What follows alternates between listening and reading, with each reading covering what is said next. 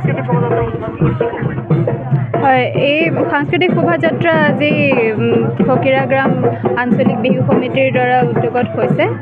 এইটো আমাৰ ইয়াৰে ৰাইজ ইয়াতে পাৰ্টিচিপেট কৰিছে আৰু সকলোৱে ওলাই আহিছে।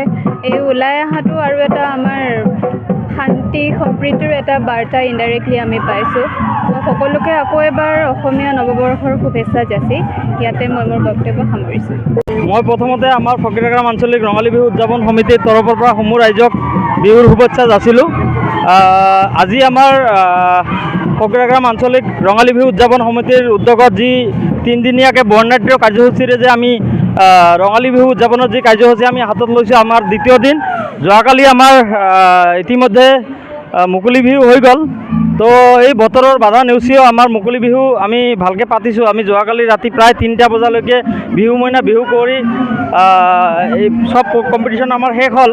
আজি আমাৰ ৰাতি আমাৰ কালচাৰেল নাইট আছে আৰু কালচাৰেল নাইটৰ মুখ্য আকৰ্ষণ আমাৰ কি আছে, আমাৰ কি ময়ূৰী দত্ত, আমাৰ ময়ূৰী দত্ত আহিব, দুলু গগৈ আহিব।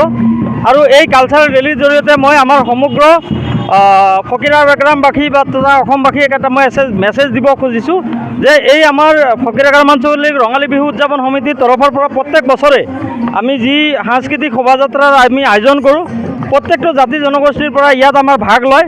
আজি আপোনালোকে দেখা পাইছে বড়ো জনগোষ্ঠীৰ পৰা ভাগ লৈছে, মাইনৰিটি মুছলিম সমাজৰ পৰা ইয়াতে ভাগ লৈছে, আদিবাসী সমাজৰ পৰা ভাগ লৈছে আৰু আমাৰ অসমীয়া সমাজৰ পৰা, আমাৰ ৰাজবংশী সমাজৰ পৰা, নাথ সমাজৰ পৰা বিভিন্ন জাতি জনগোষ্ঠী ফকীৰাগ্ৰাম অঞ্চলত থকা বিভিন্ন জাতি জনগোষ্ঠী ইয়াত ভাগ লৈছে। তো ইয়াৰ দ্বাৰাই আমাৰ সমন্বয়ৰ যিটো বাৰ্তা, এই ফকীৰাগ্ৰাম অঞ্চলত যিটো সমন্বয়ৰ বাৰ্তা, এই বাৰ্তা আমি প্ৰেৰণ কৰিছোঁ। এই ফকীৰাগ্ৰাম আঞ্চলিক ৰঙালী বিহু উদযাপন সমিতি এটা ইতিহাস। এই 57 বছৰ ধৰি ফকীৰাগ্ৰাম আঞ্চলিক ৰঙালী বিহু উদযাপন সমিতিয়ে আমাৰ ফকীৰাগ্ৰামত বিভিন্ন ৰাইজৰ মাজত যি আমাৰ অসমীয়া কলা কৃষ্টি বচাই ৰখাৰ কাৰণে যি কাম কৰি আছে, ইয়াত সঁচাকৈ আমি শলাগ ল'বলগীয়া। আগন্তুক ভৱিষ্যতে আমাৰ নৱপ্ৰজন্মই যাতে ফকীৰাগ্ৰাম আঞ্চলিক ৰঙালী বিহু উদযাপন সমিতিৰ লগত যাতে জড়িত হয়, তাৰে মই আহ্বান জনাইছোঁ।